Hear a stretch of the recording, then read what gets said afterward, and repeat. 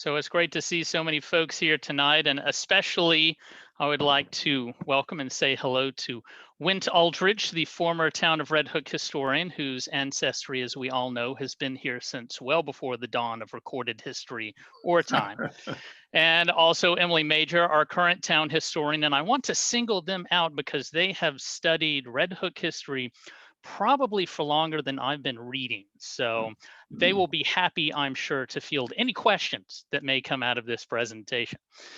All right, so the Thompson maps. Can everyone see that first slide that says the Thompson maps, Red Hook in 1798? Yes. Yes, excellent. All right, so that's our first technological hurdle that has been overcome. So the Thompson maps, a little scene setting here for you. It's 1798. The state of New York decides that it needs to increase its tax revenue. Does that sound like a pretty familiar tale? Maybe something that resonates in our time today, perhaps. So they decided to do two things. The thing that we're absolutely certain that they decided to do was to revise all of their assessment rolls statewide. The second thing that we're pretty sure that they decided to do in a related fashion, because of this enormous collection of maps that are up in the state archives now in Albany, which are from all across New York at that time, is evidently map the counties, because we have this map of Rhinebeck town. It was originally a colonial precinct, became a town in 1788. We also have maps of Poughkeepsie, of Fishkill, of Beacon, a huge map of Washington, Stanford, Amenia. So all of these maps come together with a tax assessment rolls to just give us a snapshot of New York State in 1798, 1799. And for those of you who want to learn more about what all of that tax assessment data has to say, the town of Rhinebeck historian Nancy Kelly wrote a remarkable article on all of that data, plus the Thompson maps that were known of at that time. That she published this in 1996. And it is available for free if you search for Nancy Kelly on the internet. Nancy Kelly, Rhinebeck in Transition, 1799. It was published by what is now the Hudson River Valley Review. I forget what its name was back then, but it was a little bit different. It was published out of Bard at that point in time and has since moved down to Marist. So she has some wider background there on the town of Red Hook. And as you can see here in front of you, this is a pretty big map. It covers all of modern Red Hook and Rhinebeck. And your dividing line, if you're looking for a landmark that we all know today, can everyone see the arrow of my cursor? Yes. That is the old stone church right across from the turnoff on Route 9 to go to the old Rhinebeck Aerodrome. So this is more or less, here is the dividing line between the two towns in a modern sense. This is a remarkable map. It preserves a vivid moment in both towns' history and reminds us, of course, of our shared past. And it is absolutely completely different from what you see in those other maps of portions of Dutchess County. Those other ones are pretty much stick figure relations in comparison to this one. So initially I thought, oh, well, we've got this amazing map. What I should do is create this presentation where we compare the stuff on the map to what you can still see today. And then I started really looking at the map and I realized, wow, that would be a multi-hour presentation. And then Claudine said, you know, we should probably keep this to about 20 minutes. So what you're going to receive today is a crash course in the Thompson maps and something to orient you a little bit to the artwork that is on our new Red Hook swag bags. Claudine, do you still have yours to hand there? Right here. All right, hold that up. Now, bear in mind, as you can see in this image here, that these are oriented east to west. So the top of the actual Thompson maps is east, the bottom is west, left is north, right is south, and you can see a compass arrow up there in the top that'll orient you. But if you look down to where Hudson's River is written, all of those arrows are actually pointing south instead of north. So just to completely confuse the situation here. But one map of Red Hook and Rhinebeck is simply not enough. You have to have at least four.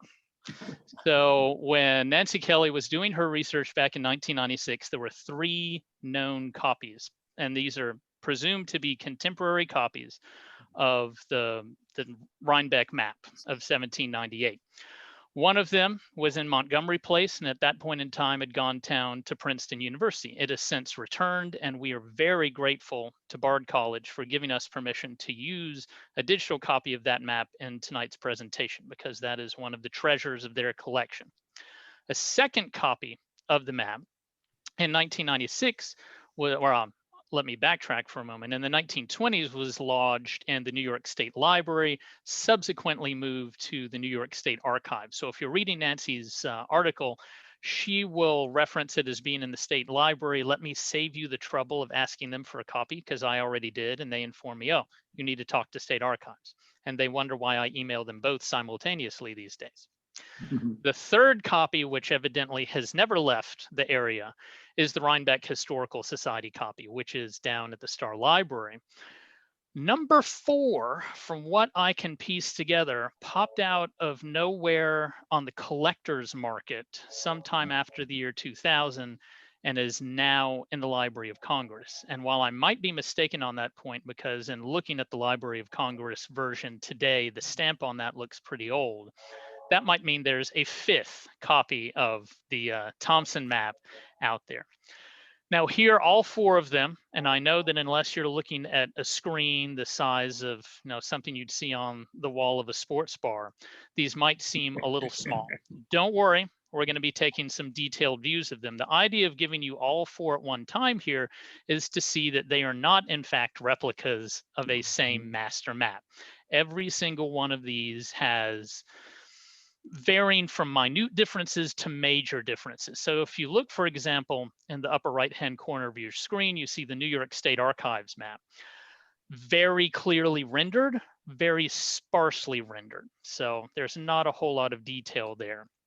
You move down to the Rhinebeck Historical Society map, and you'll see that there is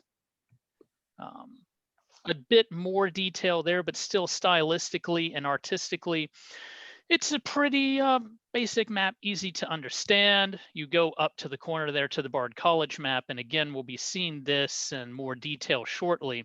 It is filled with beautiful artistic detail down to rendered trees, colored in. It's really beautiful stuff. And then catty corner to that is the Library of Congress map, which has some interesting details, but is also in the poorest condition of the 4. So some of those interesting details might require an actual trip in person at some point in the future to examine with a magnifying glass. So at this juncture, I want to take a moment to talk about what is a map. So we all take for granted, especially now that we have Google Maps, that, okay, a map is a rendering of the landscape. It's realistic. It's like a 1-to-1 ratio of, I look at it on a map and I know that it's exactly where the map says it is. Looking at these 4 maps, you can pretty much automatically see that they put things in slightly different places. So when we're looking at the 1798 Thompson map, any of these 4 versions of it, what you're really looking at is a mental map of the community of Rhinebeck at that time, Rhinebeck and Red Hook now, that has been placed on a piece of paper. So think of this less as a roadmap to what the area was like in 1798 and more as an artist's rendering of what the community looked like in 1798. And when you look, as we shall very shortly, at the detailed differences between these 4 maps, that gives you an insight into the individuals who created them, what touch marks they thought were really important to the community, and some touch marks, especially with the New York State Archives version, that they thought could probably be left out. So again, a little zoom in, our first zoom in to give you an idea of the differences in rendering here. The wording of the titles of these maps pretty much all the same, but they are rendered very differently by very different artistic hands. The key information here, however, is that these maps are all theoretically based on a survey of the area that was carried out by Alexander Thompson between December of 1798 and, December of 1797 and January of 1798. And anyone who has been hanging out in the area between December and January, you know, that's a pretty brutal time to be out doing any kind of surveying. Alexander Thompson was a resident of Rhinebeck, so he knew the area well. But as Nancy Kelly gets into, Alexander Thompson probably only surveyed the post road.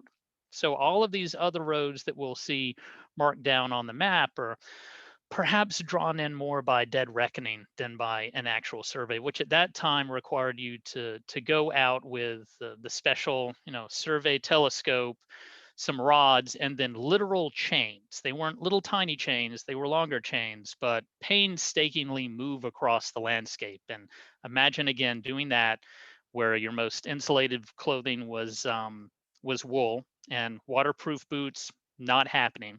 And maybe then you start to understand why there are so many taverns that are recorded on these maps, because, you know, touchstones of community, what's better than a place to get warm in December and January? Now we move down to the fine print, as it were, explaining these maps. So again, you see they're pretty much all the same. Talk about the courses are taken with a magnetic needle. The post road and outlines are laid down from an actual survey. You have the scale marked there. In your opposite corners, your Bard College map and your LOC map both record interesting details that differ from the other maps, which tell us why perhaps they are a little bit more artistically advanced, and also why they have things on them that the other two maps do not. So looking up at your upper left-hand corner there, the Bard College map, you'll see that it was recorded or updated in February of 1799.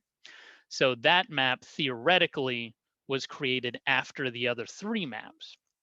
If you look down, and I apologize because when I tried to zoom in for this presentation, the text got even harder to read, but at the bottom of the LOC map, just to the right of the GNM division stamp, there is a notation written in pen that says that this work was carried out, it looks like maybe for someone with a last name Mason, a Captain Mason perhaps, bears further research, but that's the only information we have from any of these four maps in terms of, okay, this was created for a specific person, and upon further review that might actually have the name of the creator on it.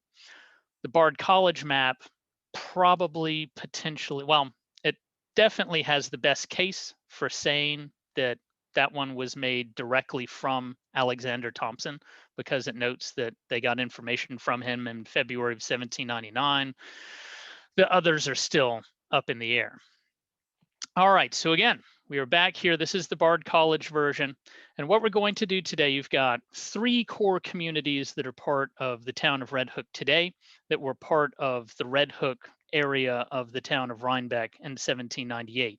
And for those who were tuning in from Barrytown, I apologize, because Barrytown was not yet a going concern at this point. You have to wait for the railroad to come in. But for everyone else, you're going to hear about Lower Red Hook, now the modern village of Red Hook. You're going to hear about Upper Red Hook, where we know all of the best parties are. And then you're going to hear about Tivoli, which, as our town historian Emily Major would remind us, is I love it spelled backwards. And as you'll see, a pretty rockin' place from at least 1798, if not earlier. All right. And now you're no longer going to have to bounce around between four different versions of the map on your screen. As we move forward from Lower Red Hook all the way up to Tivoli, you're going to see more and more zoomed in details of maps. Lower Red Hook, many of you have probably heard the story that Lower Red Hook, hardscrabble, really wasn't much of a location until General Van Ness built either Maysland or Maysfield. Historians are kind of still debating which is the proper name of that house, which is now next to the Red Hook High School. until he built that house down there and purportedly moved the post office down to Lower Red Hook. It was mostly just a crossroads of the Post Road and then the road to Salisbury. But you can see here in 1798, you have Elmendorf's Inn, our favorite place in town, is marked out, and it was at that point in time owned by Cornelius Elmendorf, most likely 99% operated by his brother John Elmendorf. You also have the Chancellor's G Mill, that's grist mill, located over on the sawmill, or sawkill actually. And that, of course, is where you get Mill Road today. And then you have General Van Ness's house, Maysfield, noted down there. And you can see the Bard College map and the LOC map, the two that are potentially updated after January of 1798, have a lot of details, but not exactly the same detail. So we can pretty much, I think, count on the accuracy of the buildings that are named in this map.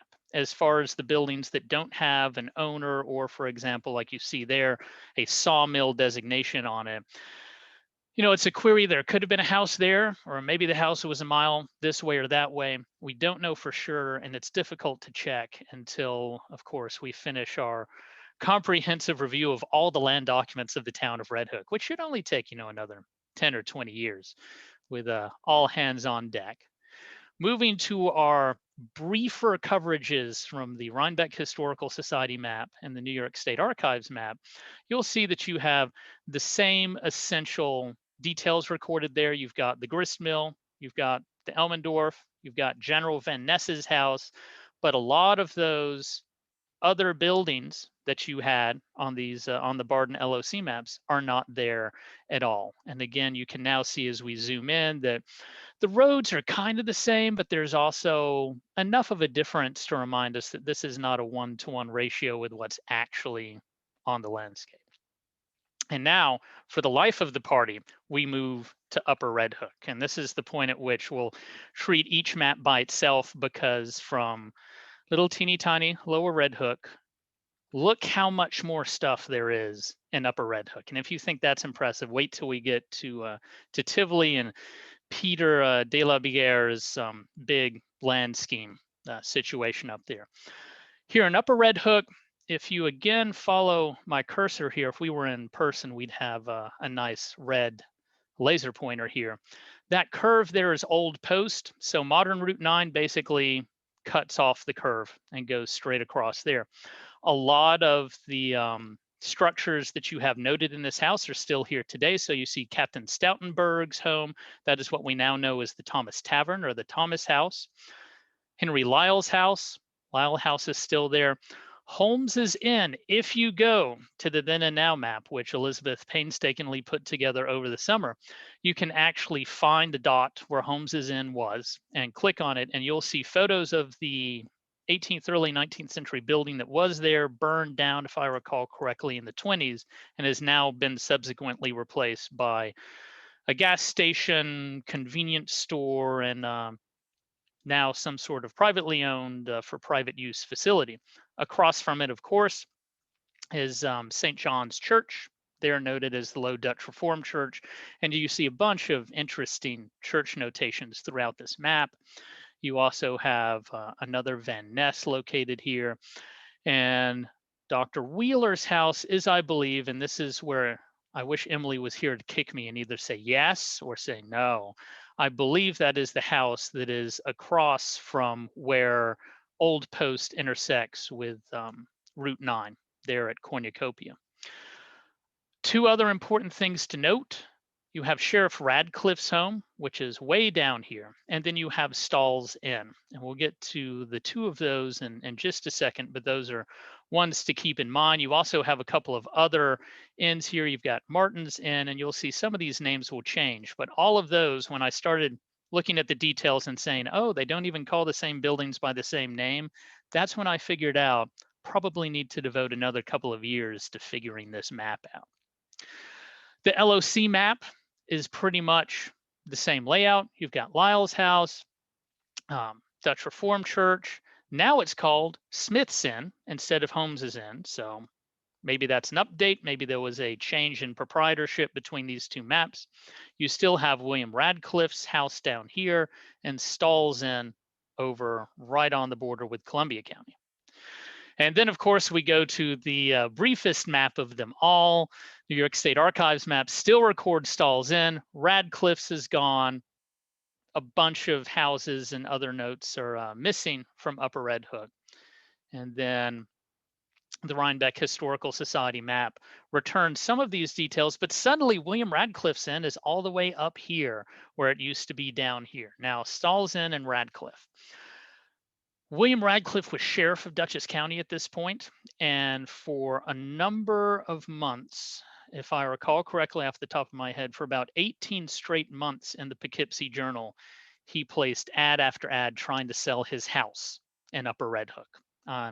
I guess it eventually sold, but that was going to be the drinking game portion of tonight if we had additional time, is how many ads will William Radcliffe put in the Poughkeepsie Journal? As for Stalls Inn, we talk about the move of the post office being a really big deal. And in looking for records in the Poughkeepsie Journal discussing the move of the post office, I couldn't find anything that said, no, big announcement, Van Ness is moving it down to Lower Red Hook. I did find this ad from 1788 of Thomas Swart, who's keeping a tavern and also running the post office in it, which makes me wonder, is that name close enough to Stall that there could be a misprint or a misunderstanding? But regardless, that's kind of the point where I'm going to start tracing this post office query in the future. So you can look forward to more programs on the Thomson maps in the future if you like what you hear tonight. If you don't like it, let me know. But I'm probably still going to continue researching these maps because they are super cool. Now for the big crowd pleaser, we have Tivoli. And I would certainly be remiss in Emily's eyes if I did not point out that Peter de la Biguère, whose house is noted right here, and this, of course, is the Bard College map. And forgive me if I get the year wrong, Emily, but I recall that in 1797, he has a really fancy official lot map drawn of Tivoli, and it's showing ranks upon ranks of public squares and housing going all the way down to the river, which is great until you actually visit Tivoli. And you discover that instead of being, a nice, smooth progress down to the river, the land is basically like that, more or less straight up and down. So there are still areas today that are undeveloped that this map would make you think are developed. But what you also see here are Chancellor Livingston's estate. You've got de la Biguère's, you've got the Pines, and a bunch of other of the Hudson Valley elite estates noted here. And this is kind of the first wave of folks who decide that maybe New York City is not such a cool place to hang out, because this is around the time when the yellow fever is really raging down there. So they're coming up here, checking in with the relations, building those beautiful Hudson River estates, which in the late 19th century will be copied by people like the Vanderbilts. You've got Canteens Landing down here, which is another touchstone in memory, and of course Slipstein Island and Magdalena Island. And don't you love those beautifully rendered trees? It's one of my favorite details. And the Red Church up here, and Hoffman's Mill, and a bunch of other proto-industrial operations up here, sawmill and a grist mill, which one of these days I'm going to ask Emily super nicely, and she's going to show me where these are, because I'm really curious how this plays out on the landscape. Our second Tivoli map, and this of course is again from the Library of Congress, not a big surprise, but here you can really see how it's in poorer shape than the Bard College map. Again, you have your row upon row of houses. You've got Chancellor Livingston's house. And one of the details that Nancy Kelly brought out that Elizabeth, when she was creating the artwork, tried to preserve is that when you get to the big houses, it's a very simple rendering, but in many respects, it tends to reflect what we know of the reality of how these houses looked in the 1790s, which serves to reinforce that point I made earlier about this is someone's image of what the community looks like put on paper and then lovingly illustrated. Peter de la Biguère is still there. And then we switch over to our our more brief version from New York State Archives. It's still marked Tivoli up here, but oh wait, it's Red Hook Landing down here. I know this is problematic, but at least 3 out of 4 label it as Tivoli. You still got your touchstones of Slipstein Island and Magdalena Island. Of course, General Armstrong there for you went. I'm pretty sure that's Rokeby, but I'm open to correction because as I recall, Rokeby is not actually right across from Magdalene Island, but who knows? Maybe the island moved over time. And then our final rendering from the Rhinebeck Historical Society. Many of the same details. You've got the Hofsmann's establishment up here, your red church, Canteens Landing. Peter de la Baguère is no longer on the map, so maybe the guy who drew this one up was caught in his big attempt at selling land that actually wasn't developable, more or less. It works. And with that, I have kept myself to 3 minutes under time, which for anyone who's heard one of my previous presentations is a pretty big deal. So in those 3 minutes, if anyone has questions, I know that Emily and Went will be happy to field them for you. Well, thank you, Will. This is Wind. I don't know if you can hear or see me. I can. One minor point, that is not Rokeby. That was Armstrong built 3 big houses in the course of about 20 years. The first was what on the map is called Colonel DeVoe's. He called it the Meadows. Then I think he lost it on a mortgage or something. And he built a house that he called Mill Hill, overlooking the Sawkill, where now Blythewood stands. And that is the house that went through numerous ownerships and eventually was owned by Robert Donaldson, who had the great Alexander Jackson Davis remodel it in the most important way. And it was acquired by the Bards. And then when Captain Zabriskie bought the property at the end of the 19th century, 1899, I think, he tore it down. It simply was too old and too small for his interests. And so the Blythewood that stands today is that one. And then Armstrong went to, he rented the Senate House Museum in Kingston near the Academy for his children. Went to Washington as a senator, and then went to Paris as the Jefferson's minister. And when he came back, he decided to build on his wife's land, and that became Rokeby. The other thing I wanted to say was, it's my understanding that the map that was bought just a few years ago by the Library of Congress was one that we had been agitating about for many years. It was owned for a long time by the Strong family, who owned the Rhinebeck Gazette, and it could be seen in the Gazette offices in Rhinebeck. They were very proud of it. I don't know where they got it, but the Gazette eventually was sold to Manette Ryder, and she was proud of it, and it was in her office, or newspaper's office. And then the paper was sold to one Hamilton Meserve. And he liked the map so much that he took it off to his big house over in Armenia.